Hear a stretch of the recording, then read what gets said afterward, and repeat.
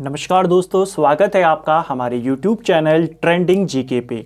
देखिए फ्रेंड्स, इस चैनल पे हम एक नई सीरीज़ को शुरू करने जा रहे हैं। ये चैनल में आपको जीके के करंट अफेयर के जो टॉपिक्स होते हैं, जहां से आपके ज़्यादा क्वेश्चन पेपर में बनते हैं, उनके वीडियोस देखने को मिलेंगे। इसमें हम एक सीरीज़ को शुरू कर रहे हैं जिसमें हम आपके पूरे जीके को topic wise one liner cover करेंगे। इसमें आपके जो जीके होगा ये एनसीईआरटी बेस्ड होगा। एनसीईआरटी से हम क्वेश्चंस को करेंगे, साथ में आपके लूसेंट के भी क्वेश्चन यहाँ पर आपको देखने को मिलेंगे। और पूरी जो किताब आती है आपकी इंपॉर्टेंट ज्योग्राफी से, हिस्ट्री से, पॉलिटी से, इनके सभी क्वेश्चन को इसी प्रकार वन लाइनर के रूप में हम कवर करेंगे। जैसे एक सीरीज़ हमने हमारे मेन चैनल जीके ट्रैकर पे चलाई थी, BS Negi one liner series, जिसमें हमने पूरी किताब को 3400 के करीब क्वेश्चन में कवर कर दिया था। उसी प्रकार हम पूरी ज्योग्राफी को, पूरी पॉलिटी को, पूरी हिस्ट्री को, इकोनॉमी को इसी प्रकार वन लाइनर के रूप में और पूरा सीरियल वाइज होगा। ठीक है, ऐसा नहीं होगा कि रैंडमली कोई से भी 30 क्वेश्चन 20 क्वेश्चन मैं यहाँ पर आपके लिए लेकर आऊँगा और उनको हम करेंगे। वैसे पढ़कर कोई फायदा नहीं है। हम चलेंगे बिल्कुल सीरियल वाइज। ज्योग्राफी करेंगे शुरुआत से लेकर के एंड तक, पॉलिटी करेंगे बिल्कुल सीरियल वाइज, लेकिन पूरा जो आपके क्वेश्चन होंगे सीरियल वाइज होंगे, वन लाइनर के रूप में होंगे और पूरे अतिरिक्त तथ्यों के साथ होंगे, जिससे आपकी जो सारे कॉन्सेप्ट हैं, सारे इंपॉर्टेंट क्वेश्चन हैं, वो आपको एक जगह पर मिल सकें। तो चलिए आज की क्लास को शुरू करते हैं। ये हमारा इस सीरीज़ का पहला वीडियो है। ज्योग्राफी से शुरू करेंगे। अभी हमने स्टार्टिंग में हर वीडियो में जो नंबर ऑफ क्वेश्चन लिए हैं वो 30 क्वेश्चंस आपको देखने को मिलेंगे और बिल्कुल सीरियल वाइज चलेंगे। जहां पे हम आज की वीडियो में रोकेंगे, नेक्स्ट वीडियो में वहीं से आगे के 30 क्वेश्चंस को कवर करेंगे। तो पूरा ज्योग्राफी आपका इसी प्रकार वन लाइनर में कवर हो जाएगा। तो चलिए दोस्तों, आज की क्लास को शुरू करते हैं। पहला क्वेश्चन है हमारा, भूगोल को एक अलग विषय के रूप में स्थापित करने का श्रेय किसे दिया जाता है? देखिए, भूगोल को एक अलग विषय के रूप में स्थापित करने का जो श्रेय जाता है, ये आपके इराटोस्थेनीज को जाता है। इसका नाम आपको याद करना है। ठीक है, इराटोस्थेनीज, इसी ने सबसे पहले भूगोल शब्द का इस्तेमाल भी किया था। क्वेश्चन बनता है, भूगोल शब्द का इस्तेमाल सबसे पहले किसने किया था? इराटोस्थेनीज ने किया था। ठीक है, एक और चीज आपको यहां पर याद करनी है। कहीं कहीं पर डायरेक्ट इसका नाम दे देता है, कहीं कहीं पर देता है कि भूगोल को एक अलग विषय के रूप में स्थापित करने का श्रेय यूनान के लोगों को जाता है। तो ये भी एक यूनानी था, तो इसको भी आपको याद करना है। ठीक है, चलिए तो इस क्वेश्चन को याद करेंगे। भूगोल शब्द का इस्तेमाल भी सबसे पहले किसने किया? इराटोस्थेनीज ने। ठीक है, नेक्स्ट है हमारा, भूगोल का जनक किसे कहा जाता है? तो भूगोल का जनक ये बोला जाता है हिकेटियस को। इसको याद करेंगे।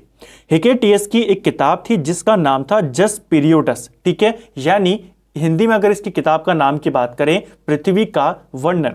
इसी किताब के अंदर सबसे पहले हिकेटियस ने भौगोलिक तत्वों का क्रमबद्ध रूप से उसने इसमें शामिल किए थे और उनके बारे में हमें जानकारी दी थी। ठीक है, तो जस पीरियोडस, ये क्वेश्चन भी बनता है, जस पीरियोडस किसकी किताब है? आपके हिकेटियस की। और हिकेटियस को भूगोल का पिता बोला जाता है। कुछ इंपॉर्टेंट टर्म्स और हैं यहां पर, इनको देख लेते हैं। आधुनिक भूगोल का जनक किसको कहते हैं? तो आधुनिक भूगोल का जनक अलेक्जेंडर वॉन हम्बोल्ट को बोला जाता है। ठीक है, आधुनिक भूगोल पूछे या वर्तमान भूगोल पूछे, उसका जनक हम्बोल्ट को माना जाता है। इसके अलावा मानव भूगोल का जनक पूछेगा तो वाइडल ली ब्लाश को माना जाता है मानव भूगोल का जनक। व्यवस्थित भूगोल का जनक पूछेगा, इराटोस्थेनीज को बोला जाता है व्यवस्थित भूगोल का जनक। ठीक है, सांस्कृतिक भूगोल का जनक पूछेगा तो कार्ल ओ सावर को बोला जाता है सांस्कृतिक भूगोल का जनक। विश्व ग्लोब का निर्माता ये मार्टिन बेहम को माना जाता है। ठीक है, और विश्व मानचित्र का निर्माता अगर पूछेगा तो एनेक्सिमेंडर, या जिसे एनेक्सिमेंडर भी बोलते हैं, इसको माना जाता है विश्व मानचित्र का निर्माता। ग्लोब का पूछेगा तो बेहम, मानचित्र का पूछेगा एनेक्सिमेंडर।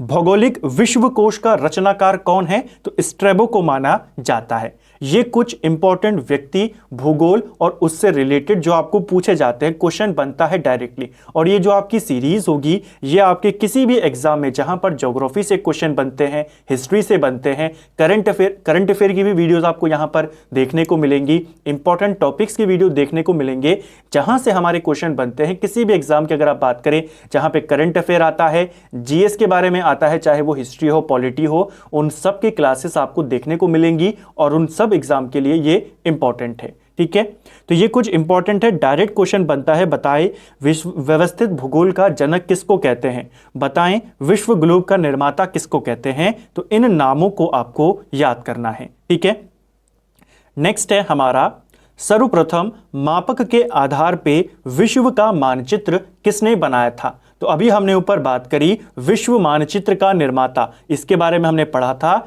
एनेक्सिमेंडर। ठीक है, विश्व के मानचित्र पर सर्वप्रथम देशांतर रेखा खींचने का प्रयास किसने किया था। तो मानचित्र पर देशांतर रेखाओं को खींचने का प्रयास किसके द्वारा किया गया था, हेरोडोटस के द्वारा। और हेरोडोटस कौन है, इसे इतिहास का पिता कहते हैं। तो इसको भी याद करेंगे, काफी इंपॉर्टेंट ये क्वेश्चन है, इनको आप साथ साथ में नोट करते हुए भी चलें। अगर आपको आते हैं तो उनका रिवाइज करते हुए चलें, अगर नहीं आते हैं तो उनको नोट करते हुए चलें। आपके ज्योग्राफी, पॉलिटी, पूरे जीएस के आपके इतने अच्छे नोट्स बन जाएंगे कि आपको पेपर से पहले इधर उधर कहीं नहीं जाना पड़ेगा नोट्स के लिए या पढ़ने के लिए, अपने ही नोट्स आप रिवाइज करेंगे। क्योंकि ये सारे जो नोट्स हैं, ये जो क्वेश्चन है, अलग अलग सोर्सेज से, मेनली एनसीईआरटी से मैं आपके लिए यहां पर लेकर आता हूं। ठीक है, तो हेरोडोटस पहला व्यक्ति जिसने मानचित्र पर देशांतर रेखाओं को खींचा था। ठीक है, नेक्स्ट है हमारा, भूगोल में पृथ्वी के उस भाग का, यहां पर उस होगा, भूगोल में पृथ्वी के उस भाग का अध्ययन किया जाता है जो मानव के रहने का स्थान है। ये किसका कथन है, ये जो स्टेटमेंट है कि भूगोल में हम पृथ्वी के उस भाग का अध्ययन करते हैं जो मानव के रहने का स्थान है, ये स्टेटमेंट आर्थर होम्स का है। इसको याद करेंगे। ठीक है, ये स्टेटमेंट कई बार आया है। सर्वप्रथम औद्योगिक स्थानीयकरण सिद्धांत, थ्योरी ऑफ इंडस्ट्रियल लोकेशन, इसका प्रतिपादन किसने किया था। तो सबसे पहले औद्योगिक स्थानीयकरण सिद्धांत यह आपके एल्फ्रेड वेबर के द्वारा दिया गया। ठीक है, कृषि स्थानीयकरण सिद्धांत किसने दिया, ये तो औद्योगिक है। कृषि की बात करें ये वान थ्यूनेन ने दिया, और केंद्रीय स्थान सिद्धांत ये आपके क्रिस्टॉलर ने दिया। ये तीनों नाम इंपॉर्टेंट हैं, तीनों आपकी एनसीईआरटी के हैं, तो इनको याद करेंगे। ठीक है, ब्रह्मांड की उत्पत्ति के संदर्भ में महाविस्फोट सिद्धांत, जिसे हम बिग बैंग थ्योरी कहते हैं, किसने प्रतिपादित की थी। देखिए, ब्रह्मांड की उत्पत्ति को लेकर के अलग अलग सिद्धांत हैं, जिसमें सबसे ज्यादा जो मान्य है वो है आपकी बिग बैंग थ्योरी। ठीक है, महाविस्फोट सिद्धांत। और ये किसने दी है, ये दी है जॉर्ज लेमेंतियर ने। इसका नाम याद करेंगे। ठीक है, बिग बैंग थ्योरी के प्रतिपादक कौन है, जॉर्ज लेमेंतियर। 94 से 96 के मध्य में इसने ये सिद्धांत दिया था। कुछ अन्य थ्योरियां हैं ब्रह्मांड की उत्पत्ति को लेकर के, जैसे कि बिग बैंग थ्योरी है, इसका प्रतिपादक पूछा जाता है। एक थ्योरी है स्फीति सिद्धांत, इन्फ्लेशनरी थ्योरी, इसका जो प्रतिपादन किया वो एलन गुथ ने किया।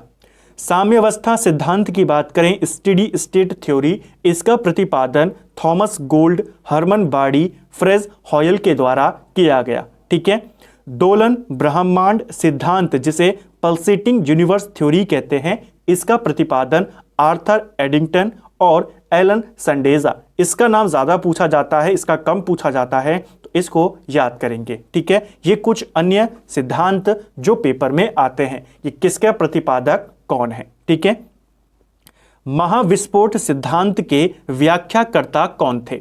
देखिए, प्रतिपादक कौन है, लेमेंतियर हैं, लेकिन इसके व्याख्याकर्ता की बात करें तो रॉबर्ट बेगनॉर इसके व्याख्या करते हैं। ठीक है, तो इसको भी आपको याद करना है। ब्रह्मांड की उत्पत्ति सर्वाधिक मान्य सिद्धांत है ये महाविस्फोट सिद्धांत, बिग बैंग थ्योरी।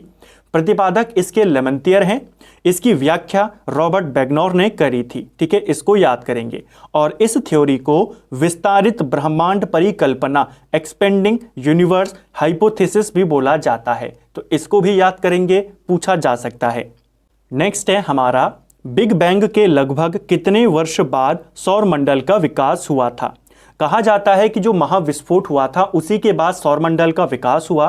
क्वेश्चन बनता है कि जब वो महाविस्फोट हुआ उसके कितने साल के बाद सौरमंडल बना, तो महाविस्फोट होने के 10 अरब साल के बाद सौरमंडल का विकास हुआ था। इसको याद करेंगे, ठीक है। महाविस्फोट हुआ, उसके 10.5 अरब साल बाद जाकर के सौरमंडल का विकास हुआ, ठीक है। तो आपको ये याद रखना है, ठीक है। चलिए नेक्स्ट है, ब्रिटिश वैज्ञानिक हिग्स द्वारा पेश की गई गॉड पार्टिकल परम आणविक अवधारणा किस पर आधारित थी। एक ब्रिटिश वैज्ञानिक था जिसका नाम था हिग्स। इसने गॉड पार्टिकल की एक प्रिंसिपल दिया, एक अवधारणा दी कि जो पूरा महाविस्फोट है, जो पूरी उत्पत्ति का राज है, वो इसी गॉड पार्टिकल में है। यहाँ इसकी अवधारणा किसके ऊपर बेस्ड थी, तो बोसोन थ्योरी पर बेस्ड थी। इसीलिए गॉड पार्टिकल को हिग्स बोसोन भी बोला जाता है। आपने पढ़ा होगा गॉड पार्टिकल जिसमें ब्रह्मांड की उत्पत्ति के राज छुपे हैं, उसी का अन्य नाम क्या है, हिग्स बोसोन, ठीक है। क्योंकि अवधारणा किसने दी है, हिग्स ने, और किसकी थ्योरी पर है, बोसोन की। तो हिग्स एक ब्रिटेन का वैज्ञानिक था और बोसोन जो है सत्येंद्रनाथ बोस, ये इंडियन वैज्ञानिक थे। इनकी एक थ्योरी थी बोसोन थ्योरी, जिसके ऊपर इन्होंने इस अवधारणा को, गॉड पार्टिकल की अवधारणा को पेश किया था। तो इन दोनों का नाम याद करना है, गॉड पार्टिकल का ही अन्य नाम है आपका हिग्स बोसोन, ठीक है। तारों का एक ऐसा समूह जो धुंधला दिखाई देता है और तारे के निर्माण की प्रक्रिया का शुरुआती गैस पुंज है, उसे क्या कहते हैं। तो अभी हम शुरुआत में ज्योग्राफी के सौरमंडल वाले से हमने शुरू किया है, धीरे धीरे हम पूरे जो ज्योग्राफी है उसको कवर यहाँ पर कर जाएंगे, ठीक है। तारों का ऐसा समूह जो धुंधला दिखाई देता है और तारे के निर्माण की प्रक्रिया का शुरुआती गैस पुंज है, उसे मंदाकिनी कहते हैं। तारे के निर्माण प्रक्रिया का शुरुआती गैस पुंज की बात की गई है, तो इसे मंदाकिनी यानी गैलेक्सी बोला जाता है। हमारी गैलेक्सी का नाम क्या है, हमारी गैलेक्सी का नाम है आकाश गंगा। क्वेश्चन बनता है, इंग्लिश में इसे मिल्की वे कहते हैं, ठीक है, मिल्की वे। हमारी गैलेक्सी का आकार कैसा है, यह क्वेश्चन भी बनता है। तो हमारी गैलेक्सी जो मिल्की वे है 80% ये स्पाइरल है, ठीक है। इसे सर्वप्रथम किसने देखा था, यह अपने आप में एक एक क्वेश्चन है। क्वेश्चन बनेगा सौरमंडल में जो हमारी गैलेक्सी है इसको सबसे पहले किसने देखा, गैलीलियो ने देखा था, ठीक है। ये चारों क्वेश्चन आपको याद करने हैं, सारे के सारे अपने आप में एक प्रश्न है। आकाश गंगा की सबसे नजदीकी मंदाकिनी कौन सी है। तो आकाश गंगा जो हमारी गैलेक्सी है इसकी सबसे नजदीकी गैलेक्सी का नाम है देवयानी, जिसे एंड्रोमेडा बोला जाता है, ठीक है।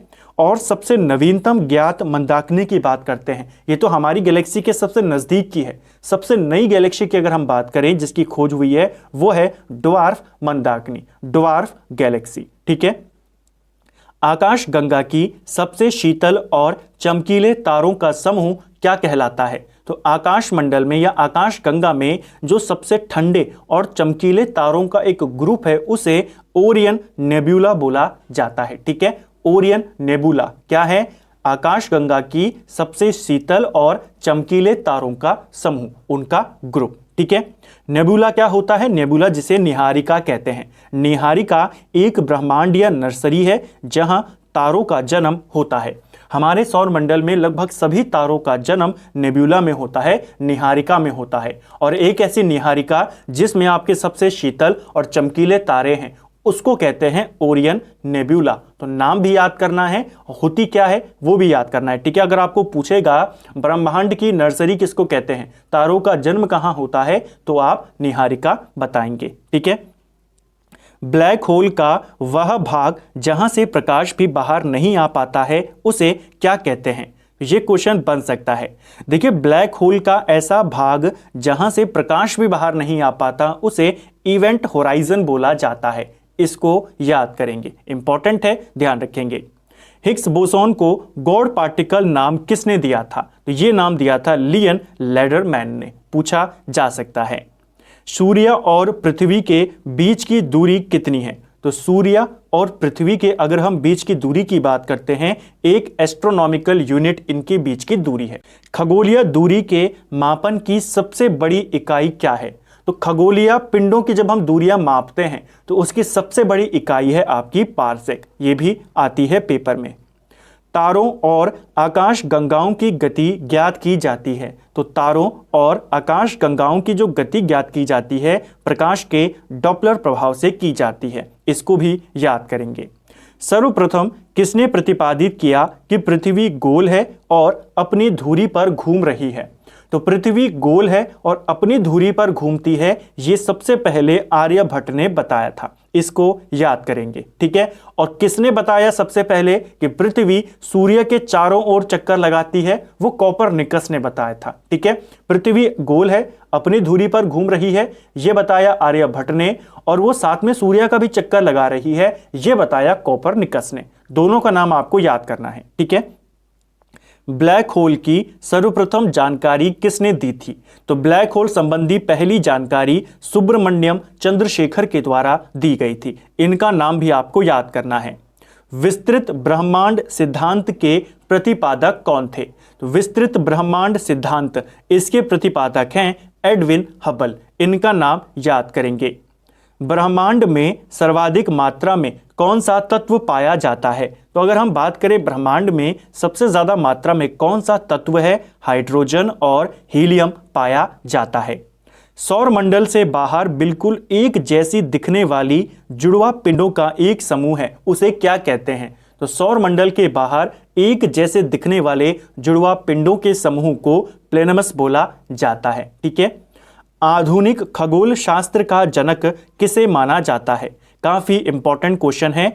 आधुनिक खगोल शास्त्र का जनक पूछेगा, ये आपके कोपरनिकस को माना जाता है, ठीक है। जैसे हमने ऊपर बात करी, कोपरनिकस पहला व्यक्ति था जिसने बोला था कि पृथ्वी सूर्य का चक्कर लगा रही है। साथ में इसी ने बताया था कि जो बाकी के ग्रह हैं वो भी उसका चक्कर लगाते हैं, ठीक है, सूर्य का। ये तो है आधुनिक खगोल शास्त्र का जनक। अगर आपसे पूछे नवीन खगोल शास्त्र का जनक कौन है, तब इसका आंसर हो जाएगा केपलर। केपलर कौन था? इसने ग्रहों की गति के नियम हमें दिए थे। ग्रहों की गति के नियम किसने प्रतिपादित किए हैं? केपलर ने। सबसे पहले किसने बताया कि सूर्य के चक्कर काट रहे हैं ग्रह? कोपरनिकस ने। कोपरनिकस को आधुनिक खगोल शास्त्र का और केपलर को नवीन खगोल शास्त्र का जनक कहते हैं, ठीक है।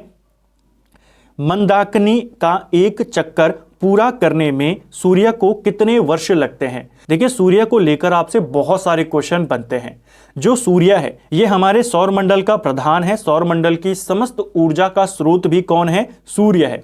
सूर्य गैलेक्सी का चक्कर लगा रहा है और इसको एक चक्कर लगाने में 25 करोड़ वर्ष लगते हैं। इसको याद करेंगे, ठीक है। सूर्य को गैलेक्सी का, मंदाकिनी का एक चक्कर लगाने में कितना समय लगेगा? 25 करोड़ साल लगेगा। और इसे जो ये अवधि है जिसमें सूर्य एक चक्कर लगाएगा मंदाकिनी का, इस अवधि को ब्रह्मांड वर्ष या कॉस्मिक ईयर बोला जाता है। कई बार डायरेक्ट क्वेश्चन बन जाता है कि एक ब्रह्मांड वर्ष क्या है, एक कॉस्मिक वर्ष क्या है? तो एक ब्रह्मांड वर्ष वो है जहां पर सूर्य को कितना समय लगेगा पूरी गैलेक्सी का चक्कर लगाने में।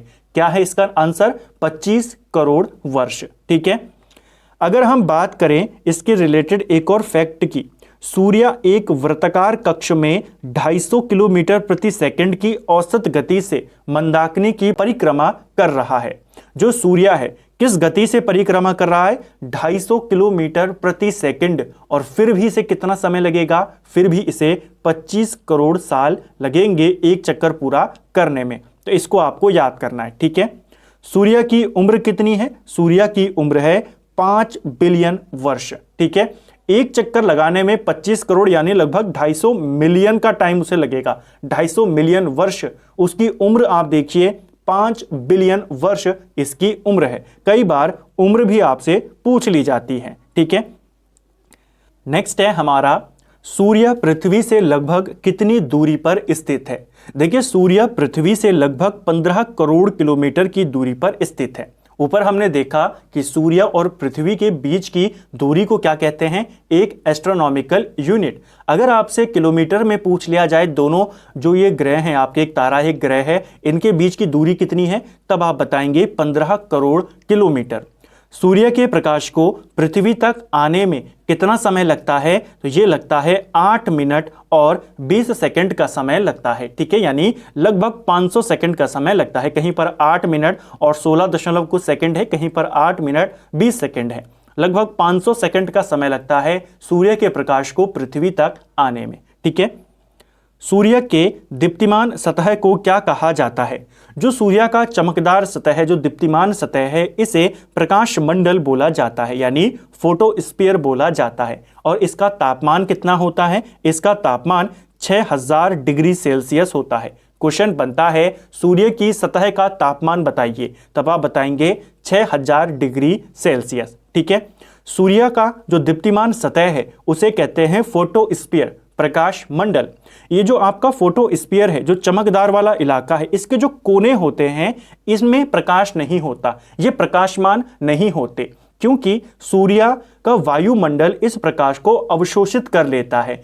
और इस जो ये किनारे हैं जहां पे प्रकाश नहीं होता सूर्य के, इसको क्या बोला जाता है? इसको क्रोमोस्फीयर बोला जाता है, वर्णमंडल बोला जाता है। ठीक है, सतह को प्रकाश मंडल, कोने को वर्णमंडल। ठीक है, सतह को फोटोस्फीयर, कोने को क्रोमोस्फीयर, दोनों नाम याद करेंगे, पूछा जाता है। पूर्ण सूर्य ग्रहण के समय सूर्य का दिखाई देने वाला भाग क्या होता है? देखिए, जब सूर्य ग्रहण होता है तो उस समय जो सूर्य का भाग हमें दिखाई देता है उसे सूर्य क्रीट या कोरोना बोला जाता है। ठीक है, और इसका आकार एक मुकुट की तरह होता है, इसीलिए इसे सूर्य का मुकुट भी कहते हैं। कई बार क्वेश्चन बन जाता है सूर्य का मुकुट किसे कहते हैं? सूर्य किरीट को कहते हैं। सूर्य किरीट क्या होता है? ग्रहण के समय जो सूर्य का भाग दिखाई देता है उसे सूर्य किरीट कहते हैं। ठीक है, इसको याद करेंगे।